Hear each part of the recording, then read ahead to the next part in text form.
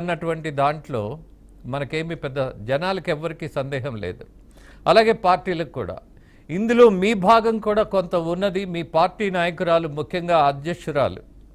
నేను మొదటి నుంచి ఒకటే చెప్తున్నా, ఆంధ్రప్రదేశ్లో ధైర్యాన్ని పెంచింది ఎవరు అని అంటే మహిళలు, బాధ్యత తీసుకున్నది ఎవరు అని అంటే మహిళలు. నాకు దాని మీద అసలు ఇంత మాత్రం కూడా సందేహం ఉండదు. ధైర్యం లేకుండా భయానికి లోనైనటువంటి పెద్ద పెద్ద అడ్డపంచలు కట్టుకున్న వాళ్ళకు కూడా నిలబడి ధైర్యం నేర్పింది కూడా ఆడవాళ్ళే.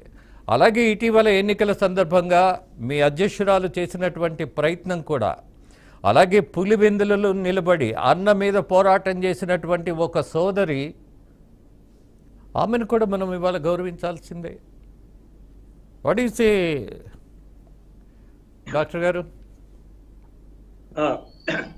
మీరు చెప్పినట్లు ఈ ఎన్నికల్లో వైకాపా ఓటమికి, జగన్ పరాజయానికి అనేక కారణాలు, కర్నూలు చౌక్ అనేక కారణాలు ఉన్నట్లు అనేక కారణాలు ఉన్నప్పటికీ ప్రధానమైన కారణం రౌడీ రాజకీయాలు, కక్ష రాజకీయాలు, అరాచక రాజకీయాలకు వ్యతిరేకంగా మిగతా అనేక కారణాలు ఉన్నప్పటికీ రౌడీజం, అరాచకం, దుర్మార్గం, దౌర్జన్యం, అహంకారం, వీటిని ప్రజలు సహించక ప్రధానమైన కారణాలు ఆ రెండు, అహంకారము, రౌడీజం. మిగతా అన్ని ఉన్నాయి, ఒకదానికోటి ఇంకా ఉన్నాయి. ఇది ప్రధానమైన కారణాలు. ఇది ఎవరికైనా వర్తిస్తుంది.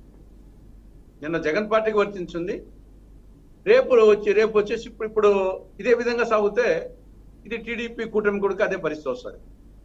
కాబట్టి కక్ష రాజకీయాలు ప్రజలు వచ్చేసి యుగాలుగా చూస్తున్నాం. మనం కృతయుగం కానుంటే చూస్తున్నాము. ఏ యుగంలో కూడా ఈ యొక్క దౌర్జన్యము, దుర్మార్గము ఇది కొద్ది రోజులే. ఫైనల్గా వచ్చేసి దుష్ట శిక్షణ, శిష్ట రక్షణ, అది ప్రకృతి ధర్మం, సృష్టి ధర్మం, అది జరుగుతుంది.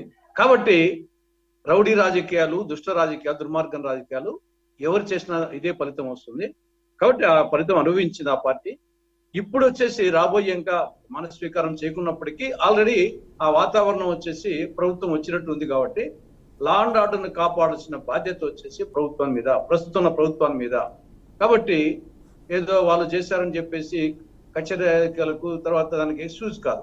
లా అండ్ ఆర్డర్ ఆ పక్క వైకాపా వాళ్ళు కవింపు చేసినా, లేదా తెలుగుదేశం పార్టీ వాళ్ళు అధికారంలోకి వచ్చినామని చెప్పేసి అహంభావం చేసినా, ఎవరు చేసినా లా అండ్ ఆర్డర్ను మెయింటైన్ చేయాల్సింది ప్రభుత్వం, అధికారులు.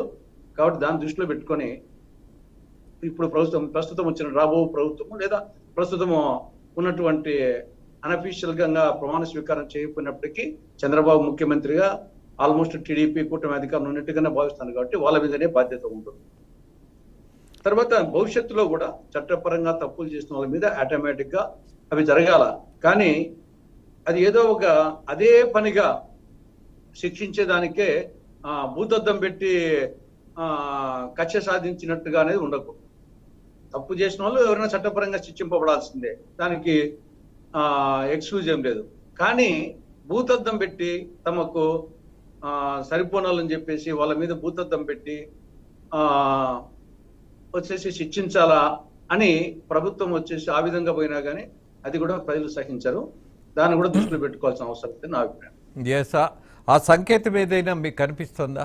ప్రభుత్వం కక్ష సాధింపు చేసేటటువంటి ప్రయత్నం ఏదైనా ఉంటుందని అనిపించే దాఖలా ఏమైనా ఉందా? ఇప్పుడు ఈ కూటమి నాయకులు కొందరు ఆ విధంగా మారుతున్నారు. కొందరు వచ్చేసి చంద్రబాబు నాయుడు గారు కానీ, తర్వాత జనసేన అధ్యక్షుడు కానీ వాళ్ళు మాట్లాడలేదు. వాళ్ళు వచ్చేసి జనసేన అధ్యక్షుడు వచ్చేసి కక్ష రాజకీయాలకి సమయం కాదని చెప్పేసి ఆయన ఓపెన్ చెప్తున్నాడు. చంద్రబాబు నాయుడు గారు కూడా వచ్చేసి చెప్తున్నారు. కానీ ఆ పార్టీకి చెందినటువంటి కొందరు పెద్ద నాయకులే ఓపెన్ చెప్తున్నారు. వచ్చేసి మేము ఆ రెడ్ బుక్ చూపిస్తూ తర్వాత వచ్చేసి మేము కక్ష తీర్చుకుంటామని చెప్పేసి నాయకుల పేర్లు అవసరం లేదు, కానీ కొందరు వచ్చేసి చెప్తున్నారు. వచ్చేసి అది కరెక్ట్ కాదని అభిప్రాయం. అలాగే సాహెబ్ గారు, మిమ్మల్ని గెలిపించిందే మీకు భిన్నమైనటువంటి లక్ష్యం